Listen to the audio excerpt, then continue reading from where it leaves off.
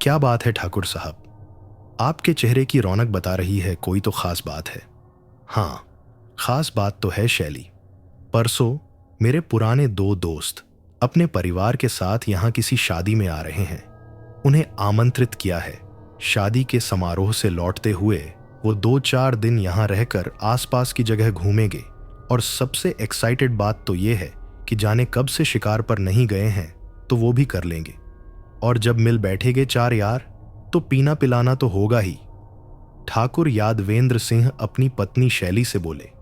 हाँ, वो तो आपके चेहरे पर छलक रही खुशी ही बता रही है, लेकिन ठाकुर साहब, सरकार ने शिकार पर रोक लगा दी है। शिकार का प्रोग्राम रहने दीजिए ना।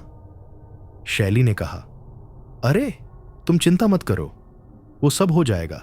तुम तो उन सब के स्वागत की ऐसी तैयारी करो कि वो भी याद रखे कि यारों के यार से पाला पड़ा है उनका। और सुनो, साथ में उनके बीवी बच्चे भी होंगे, तो अब तुम सब संभाल लेना। आप फिक्र ना करें, वो ये ट्रिप कभी भूल नहीं पाएंगे। शैली हंसकर बोली। नियत समय पर दोनों दोस्त रोहन और अमित अपनी पत्नियों और बच्चों सहित ठाकुर यादवेंद्र सिंह की कोठी में आ गए। तो एक दिन तो वहीं गांव के आसपास घूमने में निकल गया और अगले दिन सुबह से ही सबका मूड जंगल जाकर पिकनिक मनाने और शिकार करने का बन गया। वाह, मजा आएगा, बच्चे खुशी से कूदने लगे। अगले दिन 2 कारों में बैठकर सब निकल पड़े। जंगल का वो रास्ता पहाड़ियों से घिरा, हरा भरा और बड़ा ही सुरम्य था। पूरे रास्ते फोटो खींचते, हंसते, चहकते अब उन्होंने जंगल में प्रवेश किया। तभी अचानक आए एक फोन के कारण सारा प्रोग्राम बिगड़ गया। यार, शैली के भाई का एक्सीडेंट हो गया है, हमको लौटना पड़ेगा, पर तुम लोग अपना प्रोग्राम कैंसिल मत करो।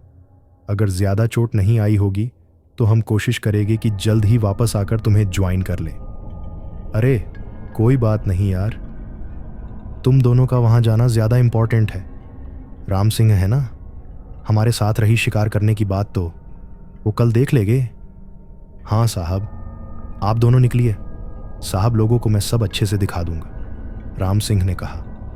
वो यादवेंद्र सिंह का ड्राइवर था। यादवेंद्र सिंह शैली को लेकर निकल गया और राम सिंह की कार जंगल के अंदर की तरफ मुड़ गई। वाओ मम्मा, देखो फोर्ट। पापा, हमको फोर्ट देखना है, प्लीज चलो ना, हम अपने फ्रेंड्स को बताएंगे, प्लीज प्लीज प्लीज चलो ना। बच्चे खुशी से चिल्ला उठे। नहीं बच्चों, वहां नहीं जा सकते, वहां जाना मना है, राम सिंह बोला। क्यों मना है? हमको तो जाना है अंकल, चलो ना। बच्चे जिद पर उतर आए। क्या हुआ राम सिंह, चलते हैं, वहीं पिकनिक हो जाएगी और हो सकता है कोई गड़ा हुआ खजाना हाथ लग जाए। अमित ने मजाक किया तो बाकी के लोग भी किले में घूमने की जिद करने लगे। साहब, ये किला अभिशप्त है, यहां कोई आता जाता नहीं। आसपास के गांव वाले कहते हैं यहां से रोने और चीखने चिल्लाने की डरावनी आवाजें आती है, राम सिंह ने बताया। तुमने सुनी है वो चीखें? रोहन ने पूछा। नहीं, सुनी तो नहीं, पर वो सारी कहानियां सुनी हैं जो इस किले के बारे में प्रचलित हैं। क्या कहानी है, हम भी तो सुने, रोहन बोल पड़ा। साहब, बहुत ही क्रूर और लालची था। किंवदंतियों के अनुसार आजादी के बहुत पहले विंध्य प्रदेश की इस रियासत में राजा प्रवर सिंह का राज्य था। जो प्रवर सिंह ने प्रजा पर बहुत अत्याचार किए और उन पर बहुत सारे कर लगाकर अपना खजाना भर लिया, पर डरता था कि कहीं उसका ये खजाना लुट ना जाए, क्योंकि उस समय मुगलों का शासन था जो कि हिंदू राजाओं की रियासतों को हराकर उनका सारा खजाना लूट लिया करते थे। तो राजा प्रवर सिंह ने एक तांत्रिक से साठगांठ कर अपना पूरा का पूरा खजाना तहखाने में छुपा दिया और उस तांत्रिक ने तहखाने में रखे खजानों की सुरक्षा के लिए राजा से विशेष पूजा पाठ करवाकर 11 सुहागन औरतों और 11 छोटे बच्चों को यक्ष बनाने के लिए तहखाने में बंद कर तहखाने को ईंटों से चुनवा दिया। वो सारी औरतें और बच्चे तहखाने के घुप अंधेरे में सोने, चांदी, हीरे, जवाहरातों, अशर्फियों से भरे खजाने के बीच भूखे प्यासे तड़प तड़प कर दम घुट जाने के कारण मर गए, जिंदा दफन कर दिए गए। वो बच्चे और औरतें यक्ष यक्षिणी बनकर खजाने की रक्षा तो करते हैं, पर उनके श्राप के कारण राजा और उसके वंशज बुरी मौत मरे। शॉर्ट का पूरा किला रहस्यमयी आग में जलकर उजाड़ और वीरान हो गया। तब से वो खजाना भी शापित हो गया। जो भी खजाने की खोज में वहां गया वो वापस लौट कर नहीं आया और इस तरह ये किला वीरान पड़ा रहता है। अक्सर रात के अंधेरों में अभिशप्त सा वीरान किला करुण आवाज में चीख चीख कर रोता है। इस किले की दीवारों से बचा लो, हमें बचा लो, यहां से बाहर निकालो कि करुण चित्कार और सिसकियों के साथ ही साथ खनखनाते सिक्कों की आवाजें सुनाई देती हैं। राम सिंह कहानी सुनाकर चुप हो गया। कहानी तो तुम्हारी सचमुच खौफनाक है राम सिंह, पर यह झूठ भी तो हो सकती है। हो सकता है खजाना चोरी ना हो जाए, इसीलिए ये मनगढ़ंत बातें बना दी गई हों, अमित ने कहा। यह कहानी सुनने के बाद तो अब उस किले को देखने की और ज्यादा इच्छा होने लगी। क्यों रोहन, क्या ख्याल है? हाँ यार, चलते हैं, देखें इनमें कितना सच और कितना फसाना है। हो सकता है हमारी ही किस्मत में वो करोड़ों अरबों का खजाना लिखा हो। राम सिंह, चलो तुम तो ले चलो किले तक आज। कविता और रमा को भी कहानी कोरी काल्पनिक लगी। उन्होंने भी किले में घूमने की इच्छा जताई, तो मजबूरन न चाहते हुए भी राम सिंह को उनकी बात माननी पड़ी और कार जंगल का रास्ता छोड़कर किले की ओर चल पड़ी। किले के सामने कार रोकते ही सब उतर गए। पूरी तरह से उजाड़ उस स्थान पर बड़े बड़े 2 पीपल के पेड़ थे, जिनकी शाखाएं किले के ऊपर तक फैली हुई थीं। 16वीं शताब्दी का वो किला खंडहर हो चुका था। उसकी मोटी मोटी दीवारों पर जाने कितनी जंगली बेले, झाड़ झंकार उगाए थे। वो सारे के सारे किले के बाहर से किले को देख रहे थे। जंगल के ऊबड़ खाबड़ रास्ते और कहानी किस्सों के बीच सूरज अस्ताचल की तैयारी कर रहा था और दबे कदमों से आ रही रात अपने काले मनहूस दामन में किले के ना जाने कितने राज, कितने रहस्य छुपाकर ले जाने वाली थी। यहाँ कैसी अजीब सी खामोशी छाई है अमित। मुझे तो ये जगह सचमुच मनहूस सी लगती है। कहीं अपन ने यहाँ आकर कोई गलती तो नहीं करी ना? कविता बोली, जो अमित की पत्नी थी। हाँ यार, एक बात नोटिस करी क्या तुम लोगों ने कि इतने घने पीपल के पेड़ होते हुए भी चिड़िया का एक बच्चा भी नहीं है यहाँ, जबकि वहां जंगल में घुसते समय पक्षियों की कितनी चहचहाहट सुनाई पड़ रही थी। रमा वहां लगे घने पीपल के पेड़ों को देखते हुए बोली, जो उस वीरान किले के सामने निस्तब्ध खड़े थे, जैसे उन घने पेड़ों पर जीवन का कोई चिन्ह शेष ना हो। हमने तो पहले ही कहा था कि यहां मत चलो, राम सिंह ने कहा। अरे, दोनों बच्चों कहाँ गए? मीनू, बॉबी, अमित ढूंढो। बच्चे कहाँ चले गए? चारों पांचों बच्चों को आवाजें लगाते हुए इधर उधर ढूंढ रहे थे कि किले के अंदर से जोर जोर से बहुत सारे बच्चों के हंसने और बातें करने की आवाजें सुनकर वो सब किले के अंदर भागे। किले का बड़ा सा मुख्य दरवाजा खोलते ही अचानक रोहन के सिर पर खून से लथपथ कबूतर गिरा और कबूतर की आधी कटी गर्दन से टपकता खून रोहन के चेहरे को भिगोने लगा, जिसे देख पीछे आ रही कविता भय से चीख पड़ी। ईका, ये ससुरा कबूतर आप लोगन पर ही टपक पड़ा।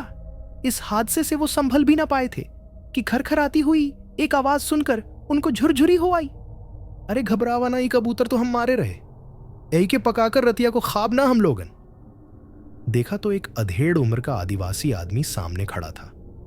उसका आधा चेहरा और एक आंख झुलसी हुई थी, जिसकी वजह से वो बहुत डरावना लग रहा था। वो चारों उस डरावने आदमी को देखकर सकते में थे कि पापा, मम्मा, देखो हमारे नए फ्रेंड्स ने हमको क्या दिया। बच्चों की आवाजें सुनते ही उन सबकी जान में जान आ गई। कहां चले गए थे तुम दोनों? और ये क्या है मीनू? रमा ने डर कर मीनू के हाथों में पकड़ी चीज को छुड़ाकर फेंका तो सबने देखा वो नरमुंड से बना हुआ झुनझुना था, जिसे मीनू डुगडुग डुगडुग बजा रही थी, जिसके बजते ही नरमुंड गोल गोल घूम रहा था। तुम क्या छुपा रहे हो बॉबी? रोहन ने बॉबी के हाथों को पकड़ा तो उसके हाथ में भी हड्डियों का बना कोई खिलौना था। पापा, ये हमको हमारे नए दोस्तों ने दिया है, आपने क्यों फेंक दिया? देखो वो गुस्सा हो रहे हैं, बॉबी चिल्लाया। रोहन ने देखा बहुत सारे छोटे छोटे बच्चे गुस्से से उन सब की तरफ देख रहे हैं। वो बच्चे बड़े अजीब लग रहे थे। उनके बदन का मांस सूख कर काला पड़ गया था, आंखें गहरे गड्ढे सी पीली पीली थीं और पुतलियों की जगह सिर्फ लाल रंग नजर आ रहा था। अमित, वो औरतें। कविता ने किले की उजड़ी विशाल बारादरी में हाथ भर भर चूड़ियां और लाल लहंगा चुनरी पहने खड़ी औरतों की तरफ डरते हुए इशारा किया। हमारी बिटियन और महरारू हैं। अरे उधर का खड़ी देख तो हो, इधर तो आवा, मिलवाए देते हैं अभी सबसे, वो आदमी बोला। और ये बच्चे, ये इनकी आंखें लाल क्यों हैं? उन सब के चेहरे भय से जर्द होने लगे। बाबूजी, ये हमारे बचुआ लोग हैं। कौने बीमारी से इनकर आंखियां लाल हो गई है? वो आदमी फिर से हंसा तो उसके मुंह के अंदर से झांक रहे काले पीले दांतों के बीच से लार टपक आई। चलो चलो बचवा लोगन, देखो कौन आवा है हमारे घर मां। आओ साहब लोगन, आओ भाई साहब भीतर चलो, वो बोला। पर तुम कौन हो? अमित ने पूछा। हम यहाँ महल में रहे थे, यहाँ की देखभाल करते। बचाओ बचाओ, हमारा दम घुट रहा है, बचाओ। इतने में बहुत ही करुण चित्कार से किले का चप्पा चप्पा गूंज उठा, जिसने उन लोगों के रोंगटे खड़े कर दिए। ये आवाज कैसी? कछु नहीं साहब, ये देखा ही हमार जंगली मैना, ये चिल्लावत रही। एक बड़ी सी मैना उड़ती हुई आई और उस आदमी के सिर में बैठ गई। फिर से बोलकर बताओ तो, मुनिया रानी साहब लोगन का, बचाओ बचाओ की करुण चित्कार लगाती मैना उन सबके सिर के बिल्कुल ऊपर उड़ती हुई गोल गोल चक्कर लगाने लगी। साहब, आप तो जानत हो कि मैना भी मिट्ठू समान बोली, बोलत है और ई मैना तो सिखाई, पढ़ाई रही हमार बचवा लोगन से। आवा आवा, वहां बैठा, वो बोला। तुम इस वीरान किले में क्या करते हो? यहां ऐसा क्या है जिसकी देख रेख करने के लिए छोटे छोटे बच्चों के साथ यहां रहते हो? अमित ने उससे पूछा। साहब, इराज की बात रही कैसन बताए सकत है आपको, पर चला तो का बताए देते है। हम यहां बहुत बड़े खजाने की रखवाली करते रहे बरसों से। उसने सावधानी से इधर उधर देखा, फिर अमित के कान के पास आकर फुसफुसाया तो अमित के नथुने सड़े हुए मांस की बदबू से भर उठे। उसको एकदम उबकाई आ गई। क्या हुआ अमित, तुम्हारी तबीयत तो ठीक है ना? कविता ने घबरा कर पूछा। हाँ, मैं ठीक हूं, वो बोला। अच्छा भाई, तुम्हारी बातें मान लेते हैं, पर क्या हम भी खजाना देख सकते हैं? रोहन के मन में लालच जागने लगा। अबहीं लो सरकार, देखाए देत हैं, कहते हुए उसने अपनी मैली कुचैली बड़ी की जेब से मखमल की 2 थैलियां निकालकर उनके सामने उलट दी। खनखनाती हुई चमकीली स्वर्ण अशर्फियां और गिन्नियां उनके सामने गिरने लगी, जिनको देखकर सबकी आंखें भय की जगह लालच से चमकने लगी। रात का अंधेरा पसरने लगा। बच्चे भी इधर उधर कूद फांद कर ऊंघियाने लगे। राम सिंह किले के बाहर बैठा हुआ उनके वापस आने की राह देख रहा था। रात होती जा रही थी। अंधेरे में डूबे किले के अंदर से अचानक चौंधिया देने वाला प्रकाश फैलने लगा। तरह तरह की आवाजें आने लगी, मानो किले का पुराना वैभव जाग उठा हो। पायलों की झंकार और गीतों के बोलों को सुन राम सिंह डर के मारे थर थर कांपने लगा। उसने रोहन और अमित को फोन किया, पर उनके मोबाइल का नेटवर्क कवरेज क्षेत्र से बाहर बता रहा था। राम सिंह को कुछ समझ नहीं आ रहा था। उधर किले के बंद दमघोटू तहखाने के अंदर लाल लन्हगे चुन्नी में सजी संवरी 11 औरतों और उन 11 बच्चों के कंकालों से घिरे अपने चारों ओर बिखरे चमचमाते बेशकीमती हीरे, जवाहरातों, मोती माणिकों और सोने की अशर्फियों के बीच पागल से हो आए। वो चारों फटी फटी आंखों से कभी उस खजाने को तो कभी गोद में सो रहे अपने बच्चों के मरे हुए शवों को देख रहे थे। देखते ही देखते अचानक चारों के चारों विक्षिप्त होकर जोर जोर से कह कहे लगाकर हंसने लगे। स्वर्ण अशर्फियों, गिन्नियों और हीरे जवाहरातों को उठा उठाकर अपने बच्चों के मरे हुए शव पर डालते हुए चीख चीख कर रोने लगे। उनकी करुण आवाजें, उनकी वो चीखें बंद तहखाने की दीवारों से टकराकर उनके कानों में ही गूंजती रही। फिर धीरे धीरे वो चीखें सिसकियों में बदलती हुई खामोश तहखाने में गुम हो गई। शापित खजाने ने उनको सदा सदा के लिए अपने पास खींच लिया था। बाहर उनकी राह देखते डर से कांपते राम सिंह ने देखा किला फिर से अंधेरों में डूब गया। राम सिंह के कानों में अब नाच गानों के स्वरों की जगह अंधेरे में डूबे वीरान किले की हर दीवार से निकलती हुई कारुणिक चीखों की आवाजें गूंज रही थीं। राम सिंह के होशो हवास गुम हो गए। रात भर चिल्लाता चीखता वीरान किला सुबह होते होते गहन खामोशी में डूब गया। अगले दिन पुलिस के साथ आए। यादवेंद्र सिंह ने कार के अंदर दहशत से बेहोश राम सिंह को देखकर अपने दोनों दोस्तों को किले के चप्पे चप्पे में ढूंढा, पर वहां कोई नहीं था। वीरान किले की साएं साएं करती बारादरी में मिले। अमित के मोबाइल में उन सब की फोटो के साथ सिर पर जंगली मैना को बैठाए लार टपकाती झुलसी हुई कानी लोमड़ी की फोटो थी। इसके अलावा वहां उन्हें कुछ नहीं मिला। तहकीकात करके वापस जाते उन लोगों को घूरती हुई किले के बुर्ज पर बैठी कानी झुलसी हुई लोमड़ी गुर्राती हुई हाथ में पकड़े ताजे मरे हुए कबूतर को चबा चबा कर खा रही थी। तो यहां खत्म होती है आज की पहली कहानी। चलिए सुनते हैं आज की दूसरी कहानी। मध्य प्रदेश राज्य के एक जिले के एक शहर से दूर एक बस्ती है। वहां एक संप्रभात परिवार ब्राह्मण परिवार रहता है। एक ही चारदीवारी में 3 सगे भाई रहते हैं। पुरखों के जमाने से जमीन जायदाद को लेकर लड़ाई झगड़े भी हुए।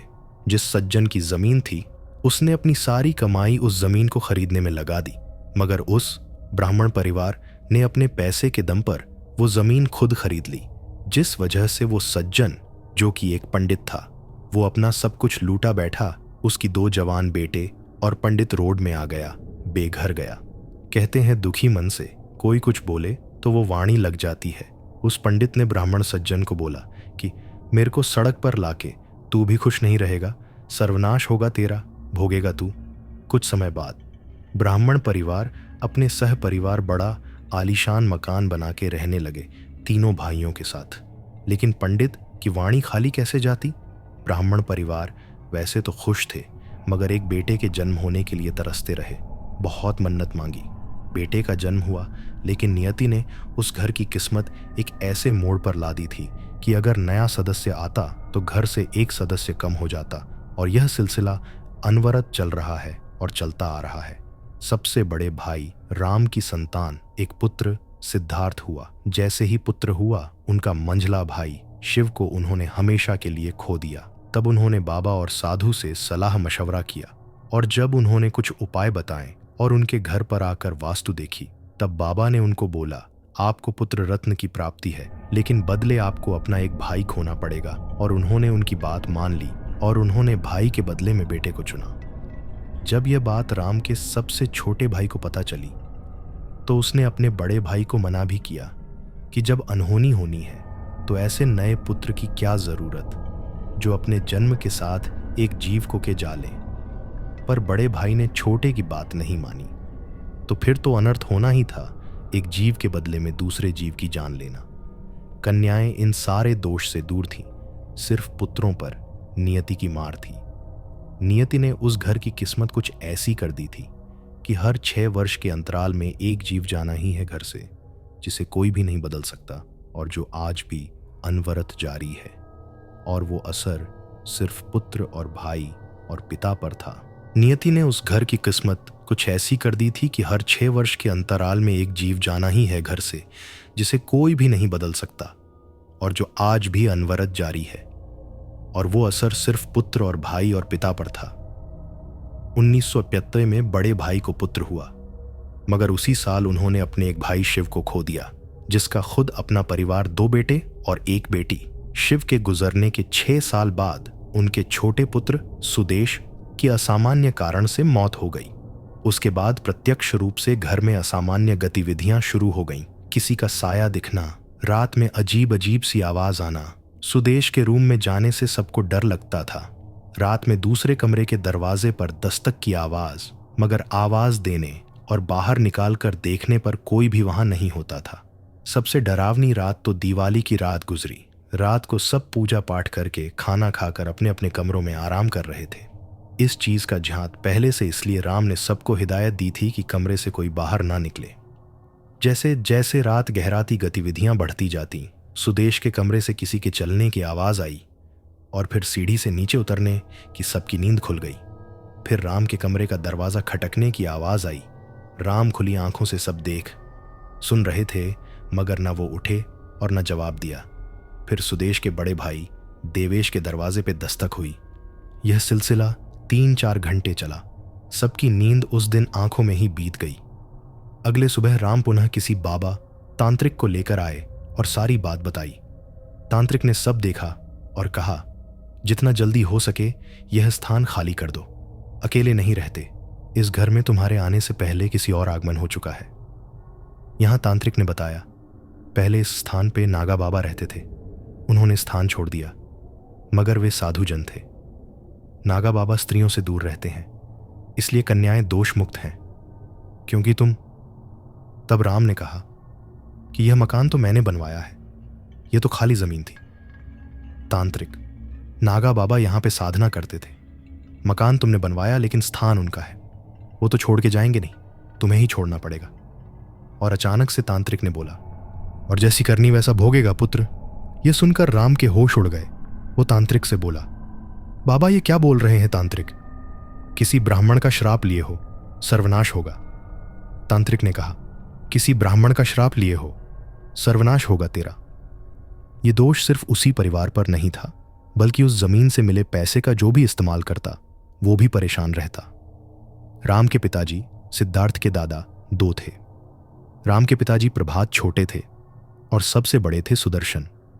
सुदर्शन जी के 3 पुत्र थे, हेमेंद्र, देवेंद्र और सुरेंद्र। किन्हीं निजी कारणों से राम ने सबसे बड़े भाई हेमेंद्र को रुपए की जरूरत थी, तो उन्होंने अपने भाई राम से कुछ रुपए उधार मांगे जो उन्हें अपने बेटे के व्यवसाय के लिए चाहिए थे। लेकिन वो तो शापित पैसे थे, कैसे भला होता उन पैसों से। पैसे मिलने के कुछ दिन बाद ही हेमेंद्र के बेटे सुनील ने पंखे में फंदा लगाकर आत्महत्या कर ली। समय का अंतर 6 वर्ष ही था। सुदेश और सुनील की मौत में कोई कुछ समझ ही नहीं पाता कि यह ऐसा क्यों हो रहा है। सब कुछ झाड़ फूक पूजा हवन सब करवा लिए, तब भी यह सिलसिला जारी है। सुदेश के बड़े भाई देवेश की शादी को काफी समय हो गया था, मगर वे भी एक संतान के लिए तरस रहे थे। बहुत पूजा अनुष्ठान करवाए, मन्नत मांगी, मगर निराशा ही हाथ लगी। अपने सामने जवान बेटे और पोते की असमय मौत से राम के पिताजी बहुत कमजोर हो गए थे और वे यह सदमा बर्दाश्त नहीं कर पाए और हृदयाघात से उनका देहांत हो गया। क्योंकि वहीं तो नियति थी, एक जाएगा तब दूसरा आएगा। देवेश के यहाँ एक बेटी का जन्म हुआ। राम पिता बुजुर्ग थे, बीमार हो गए थे, इसलिए असमय चले गए। उनके और सुनील के समयावधि 6 वर्ष नहीं थी, मगर सुनील 2005 के जाने के बाद नए सदस्य का आगमन 2011 में हुआ था और उसी वर्ष राम के सबसे छोटे भाई महेंद्र ने भी आत्मघाती कदम उठा लिया और नर्मदा में खुद कर अपनी जान दी थी। महेंद्र की असमय मौत से राम बहुत कमजोर हो गए थे। उन्होंने घर में भागवत कथा करवाई, हवन करवाए, झाड़ फूंक करवाई, जो होता सब करवाया, इस सोच से कि अब आगे कुछ अनर्थ ना हो, क्योंकि वहीं तो नियति थी, एक जाएगा तब दूसरा आएगा। देवेश के यहाँ एक बेटी का जन्म हुआ। राम के पिता बुजुर्ग थे, बीमार हो गए थे, इसलिए असमय चले गए। उनके और सुनील के समयावधि 6 वर्ष नहीं थी, मगर सुनील 2005 के जाने के बाद नए सदस्य का आगमन 2011 में हुआ था और उसी वर्ष राम के सबसे छोटे भाई महेंद्र ने भी आत्मघाती कदम उठा लिया और नर्मदा में खुद कर अपनी जान दी थी। महेंद्र की असमय मौत से राम बहुत कमजोर हो गए थे। उन्होंने घर में भागवत कथा करवाई, हवन करवाए, झाड़ फूंक करवाई, जो हो था सब करवाया, इस सोच से कि अब आगे कुछ अनर्थ ना हो। बेटियां को घर की औरतों पर कोई हानि नहीं है, सिर्फ घर के वंश पे। यह सिलसिला जो 1991 से जारी है, अनवरत जारी है। ऐसा क्यों, किस वजह से यह समझ नहीं आता। और परिवार के सदस्य चाहकर भी घर निकल नहीं पा रहे। वे जब भी निकलना चाहते हैं कुछ अनहोनी हो है जाती है। 2011 में महेंद्र के मौत के बाद घर के हालात बहुत बिगड़ गए थे। अप्राकृतिक गतिविधियां बहुत बढ़ गई थीं। नेगेटिव एनर्जी का संचार ज्यादा हो रहा था। अब तो घर के सदस्यों को दिन में भी किसी अकेले कमरे में जाने से डर लगता था। रात को चलने की आवाज, दरवाजे के खटकने की आवाज आम थी। मगर एक दिन के समय सिद्धार्थ की मम्मी कुछ काम से स्टोर रूम गई। जैसे ही उन्होंने गेट खोला, देहरी में पैर रखते ही स्विच बटन की आवाज आई और खुद ब खुद कमरे की लाइट चालू हो गई। वो चिल्लाते हुए बाहर आई। सब इतना डरे हुए थे कि दिन के उजाले में भी अकेले कमरों में नहीं जाते थे। महेंद्र के एक बेटा सौरभ था, उसे यह सब चीजें ज्यादा महसूस होती थीं। एक रात वो अपने कमरे में सो रहा था। नींद में उसे लगा जैसे कोई उसके बाजू में बैठ रहा है, तो वो जगह देने के लिए खिसक जाता है। उसे लगा शायद मम्मी होगी। थोड़ी देर बाद उसकी नींद खुली तो देखा बाजू में तो कोई नहीं है। फिर उसने जोर से चिल्ला के मम्मी को बुलाया। मम्मी भागकर उसके पास आई और पूछा, इतने जोर से क्यों चिल्लाया? सौरभ बोला, मम्मी आप मेरे कमरे में आए थे अभी? मम्मी बोली, नहीं तो सौरभ कुछ बोलने ही वाला था। इतने में अचानक से कमरे की लाइट अपने आप चालू हो गई और सौरभ और उसकी मम्मी दोनों डर से एक दूसरे से लिपट गए और भागकर कमरे से बाहर आ गए।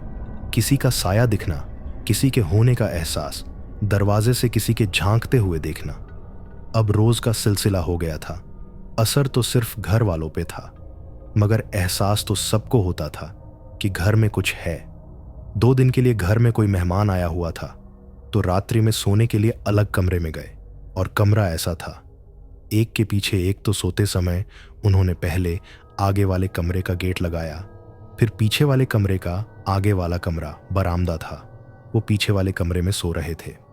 आधी रात को अचानक से दरवाजे की साकल और खिड़की अपने आप खुल गई, तो उनकी नींद खुल गई। उन्हें सोचा शायद हवा से खुली होगी खिड़की, क्योंकि बाहर हवा चल रही। फिर उन्होंने उठकर खिड़की लगाने लगे। तब उन्हें ध्यान दिया कि सामने वाले कमरे की खिड़की और दरवाजे तो लगे हैं। अगर हवा की वजह से खुलते तो पहले सामने वाले कमरे का खुलना था। दरवाजा सीधे अंदर वाले कमरे का कैसे खुल सकता है? और फिर वो बहुत बुरी तरह घबरा गए, डर के मारे चिल्ला भी नहीं पाए और सारी रात जागते हुए बिता दी। अगली सुबह उन्होंने इसकी चर्चा करी। सबसे पहले वो इन सब बातों को बेफिजूल कहते थे, मैं नहीं मानता यह सब भूत और साया कुछ नहीं होता। मगर आज वो रात से बस यही सोच रहे थे और आज उन्हें एहसास ही गया था कि कुछ तो है इस घर में। मगर राम को सब लोग समझा समझा के थक चुके थे, मगर वो घर छोड़ने तैयार नहीं थे। झाड़ फूक पूजा अनुष्ठान सब हो रहे थे, मगर उस शक्ति के आगे सब बेअसर था। श्राप, असमय मौत से अदृश्य शक्ति का घर में वास से घर के सदस्य मानसिक रूप से परेशान और डरे हुए थे। कहते हैं, जिस घर के छत पे दिन और रात में उल्लू आवाज करे और चील और चमगादड़ मंडराए, वो घर शमशान के समान होता है। और सब उस घर में होता था। जितने भी तांत्रिक आते यही कहते, जल्द से जल्द घर खाली करने में भलाई है। ऐसे ही चलता रहा और धीरे धीरे 2011 से 2017 आ गया। मतलब उसे तो याद है कि 6 साल की अवधि खत्म हो चुकी है। एक सदस्य और जाने वाला है, सुनील के चाचा जी दशरथ। 2017 के जुलाई में दशरथ जी की मौत हो गई। सब दुखी, डरे हुए कि यह सिलसिला कब खत्म होगा, अगला कौन होगा, कौन है वो। कितने ही सवाल, मगर जवाब किसी के पास नहीं। 2017 जुलाई 2017 में सुनील के चाचा दशरथ की मौत के बाद अप्राकृतिक गतिविधियां जारी थीं। रात में सबके सोने के बाद ऊपर छत में किसी के चलने की आवाज, चिल्लाने की, रोने की आवाज आना नियमित था। सबकी रातें ऐसे ही डर में बीत जाती थी। किसी भी झाड़ फूक पूजा अनुष्ठान का कोई असर नहीं हो रहा था। कुछ समय के लिए ठीक होता तो सबको लगता कि अब सब ठीक हो गया, मगर थोड़े समय बाद वहीं सब फिर से चालू। घर की बेटियों को भी एहसास होता था, मगर उन्हें कोई नुकसान नहीं होता था। वो कहते हैं ना कि कन्याएं देवी का रूप होती हैं। एक दिन सुदेश के बड़े भाई देवेश आगे वाले कमरे में अकेले लेटे हुए थे, मतलब नींद में नहीं थी, जगे हुए थे। अचानक से उन्हें लगा कोई उनके ऊपर दबाव बना रहा है। उनकी सांसें तेज हो गई और वो उठने की कोशिश करने लगे, लेकिन उठ नहीं पा रहे थे। उन्हें याद आया, उन्होंने भगवान को स्मरण किया और उन्हें लगा जैसे कोई उठकर वहां से गया हो। वो बहुत डर गए थे। अंदर वाले रूम में उनकी मम्मी और बहन सो रही थी, तो वो उठकर मम्मी के पास बैठ गए। जाके मम्मी नींद में थी तो उन्हें पता नहीं चला। अचानक से फिर देवेश को ऐसा लगा कि कोई चढ़ गया उनके ऊपर और वो जोर से चिल्लाते हुए उनके पैरों के ऊपर लेट गए, जैसे किसी ने जोर से धक्का दिया हो। मम्मी और बहन दोनों घबरा के उठ गए। फिर मम्मी ने उन्हें अपने ही सुला लिया। घर के सदस्यों ने गौर किया कि जब कभी बेटी या बहन साथ में बैठी हो तो उन्हें किसी भी डर का एहसास नहीं होता था। अकेले कमरे में जाने में सबको डर लगता था, जैसे कोई पीछे खड़ा है। छूने का एहसास, सांसों की आवाज, रात में यह सब चीज भयावह रूप से डराती थी। तांत्रिक को दिखाने के बाद तांत्रिक ने कहा कि यहाँ एक नहीं 3 अतृप्त आत्माएं हैं और नागा साधुओं का वास है। यहाँ अब गृहस्थ और साधु एक साथ तो रह नहीं सकते। बेहतर होगा यह घर खाली कर दो। अकाल मौत होने पर आत्माएं अतृप्त हो जाती हैं और भटकती रहती हैं। इतनी सब अकाल मौत के बाद राम और उनके परिवार वाले सब परेशान और डरे हुए थे। कई उपाय करने के बाद भी कुछ नहीं हो रहा था। राम ने कई बार सोचा कि घर छोड़ देते हैं, मगर वो जाने दे तब ना। जब भी राम ऐसा कुछ सोचते, कुछ ना कुछ जरूर हो जाता। एक बार राम ने दूसरे घर को फाइनल करने की डील पूरी हो गई थी और पैसे देने के 3-4 दिन पहले ही उनके बेटे का बहुत बड़ा एक्सीडेंट हो गया था, जिस वजह से घर की डील कैंसिल हो गई और वो अपने बेटे के इलाज में व्यस्त हो गए। उन्होंने कई बार घर से निकलने की कोशिश की, मगर हर बार कुछ ना कुछ अपशगुन हो जाता। ऐसे ही एक बार देवेश ने घर बदलने की सोची, तब उनके बिजनेस वाहन का एक्सीडेंट हो गया और उनके गाड़ी की काफी नुकसान हुआ। चाहते हुए भी वो घर नहीं छोड़ पा रहे थे। एक समय देवेश की वाइफ दिशा प्रेग्नेंट थी और दिन में अपने कमरे में आराम कर रही थी। नींद में सपने में उन्हें देखा कि कोई बहुत बलशाली सा आदमी उनके पेट में जोर से मार रहा है। फिर सपने में उन्हें अपने पति देवेश दिखते हैं, तो वो सोचती है इन्होंने क्यों मारा, और घबराकर उनकी नींद खुल जाती है। जैसे ही नींद खुलती है, उन्हें लगा जैसे कोई उनके बाजू में बैठा था और अभी उठ के गया। तो वो जोर से चिल्लाती है, तो देवेश और उनकी सासू माँ वहां AATI है। माँ पूछती है क्या हुआ बेटा। तब दिशा ने अपने पति से पूछा, आप क्या कर रहे थे? आप अभी रूम में आए थे और मुझे मार क्यों रहे थे? देवेश बोला, पागल हो गई हो क्या? मैं क्यों मारूंगा तुम्हें, और मैं तो अभी दूसरे रूम से आ रहा हूं। दिशा बोली, तो फिर रूम में कौन आया था? मैंने उठने के बाद महसूस भी किया था। मां बोली, परेशान मत हो, सपना देखा होगा तुमने। दिशा बोली, मम्मी सपने में उन्हें देखा था, पूरा सपना बताते हुए। मां घबराई हुई सब समझ गई और बोली, तू रुक, मैं नजर उतार देती हूं, कुछ नहीं हुआ। दिशा और देवेश को समझाकर मां खुद परेशान थी। मां ने दोनों बेटे बहू की नजर उतारी। उसी दिन रात में अचानक से दिशा को पेट में दर्द शुरू हो गया। असहनीय दर्द। रात में उसे हॉस्पिटल लेकर गए। डॉक्टर, कॉम्प्लिकेशन है, इंटरनल ब्लीडिंग हो रही है, अबॉर्शन करना पड़ेगा, और नहीं भी करवाओगे तो नेचुरल ही हो जाएगा। अब इसको कैरी करना रिस्की होगा, मां पे खतरा हो सकता है। और फिर डॉक्टर की सलाह पर देवेश ने अबॉर्शन करवा लिया और अबॉर्शन के वक्त 4 महीने का गर्भ था, जिससे पता चला कि वो बेटा था। मां तो तभी आशंकित हो गई थी जब दिशा ने सपने का जिक्र किया था। अब गर्भ में बेटे की बात सुनकर उन्हें पूरा यकीन हो गया था कि सच में कोई बुरी चीज उस वक्त दिशा के पास आई थी, जिसकी वजह से यह हुआ है। क्या यह ऐसा ही चलता रहेगा? कौन है वो ना थमने वाला मौत का खेल? आखिर कब खत्म होगा? और भी कई सवाल जो सबके जहन में है, लेकिन जवाब और बचने का कोई उपाय भी नजर नहीं आ रहा। देवेश की पत्नी के 4 माह के गर्भ के अबॉर्शन के बाद भी कई बार दिशा प्रेग्नेंट हुई, मगर किन्हीं अनजाने कारणों की वजह से गर्भ ठहर नहीं पा रहा था। देखने वालों को लगेगा कि सब प्राकृतिक तरीके से गर्भ नष्ट हो रहे थे, मगर दिशा जब भी प्रेग्नेंट होती, उसे सपने में दिखता कि कोई काला सा बलिष्ठ आदमी बैठकर अंडे फोड़ रहा है, और कुछ समय बाद उनके अबॉर्शन हो जाता। डॉक्टर नॉर्मल प्रॉब्लम बताता, झाड़ फूक करवाते तो पंडित बताते कि काली शक्तियां ही हैं जो वंश बढ़ने नहीं दे रही। जितने अबॉर्शन हो सारे लड़के ही थे। 2012 में दिशा के यहाँ बच्चे का जन्म हुआ, मगर वो लड़की थी, जिससे सब खुश तो थे, मगर दुख इस बात का भी था कि क्या कभी लड़के का जन्म नहीं होगा। वर्ष 2011 में राम के सबसे छोटे भाई महेंद्र ने आत्मघाती कदम उठा लिया और नर्मदा में कूदकर अपनी जान दी थी। महेंद्र की असमय मौत से राम बहुत कमजोर हो गए थे। उन्होंने घर में भागवत कथा करवाई, हवन करवाए, झाड़ फूंक करवाई, जो हो सकता था सब करवाया, इस सोच से कि अब किसी की मौत ना हो। परछाई दिखना, आवाज आना सब जारी था। समय गुजरते गुजरते 6 साल की अवधि पूरी होने जा रही थी। एक बार फिर राम ने घर बदलने का सोचा और 2011 से 2017 आ गया। मतलब नियति को तो याद है कि 6 साल की अवधि खत्म हो चुकी है। एक सदस्य और जाने वाला है, सुनील के चाचा जी दशरथ। 2017 के जुलाई में दशरथ जी की मौत हो गई। सब दुखी डरे हुए कि यह सिलसिला कब खत्म होगा। माना कि लड़कियों को कुछ नहीं होता, मगर एक हद तक डर बहुत होता है, दिखता भी है और महसूस भी होता है। मतलब जा चुके जीव का दिखना और उनका अपने पास बुलाना, और उस सम्मोहन में आप खुद आत्महत्या की तैयारी करें और होश आने पर रूह कांप जाए। एक बार सुनील की परछाई अरर्थू को दिखी और अपने पास भुला रही थी, अपने साथ ले जाने बोल रही थी। अचानक अरर्थू को पता नहीं क्या सूझा। वो अंदर कमरे में आई और मोटी रस्सी उठाकर वापस छत की तरफ चली गई। अरर्थू को जाते हुए उसकी बड़ी बहन रत्ना ने देख लिया तो वो उसके पीछे पीछे गई। तो रत्ना ने छत में जाके देखा कि रातू लोहे के एंगल में रस्सी डाल रही थी। रत्ना ने पूछा, क्या कर रही? रतु अचानक से रतु चौंक गई, फिर बहुत जोर से रत्ना को चिल्लाई। तो रत्ना ने गुस्से में बोला, ढंग से बात कर, चिल्ला क्यों रही है?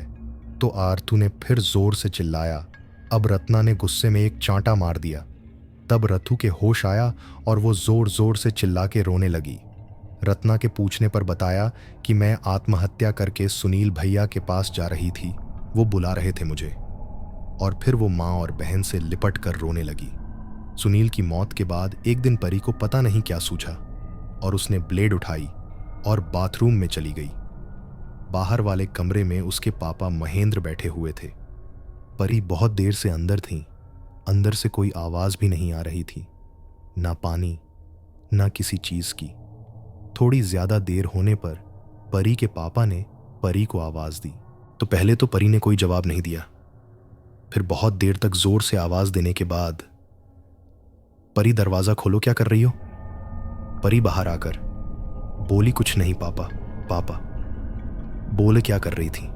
इतने देर से आवाज भी नहीं आ रही थी। अचानक वो बाथरूम में अंदर चले गए और सिंक पार ब्लेड देखकर जोर से चिल्लाए, क्या कर रही थी बेटा तू? इतना सुनते ही परी जोर से रोने लगी और बोली, मुझे ऊपर अच्छा नहीं लग रहा। सुनील भैया की, सुदेश भैया की याद आ रही है, वो भी याद करते हैं मुझे। महेंद्र सुनकर बहुत दुखी हुए और परी को प्यार किया तो वो बहुत रोई, पापा से लिपट कर।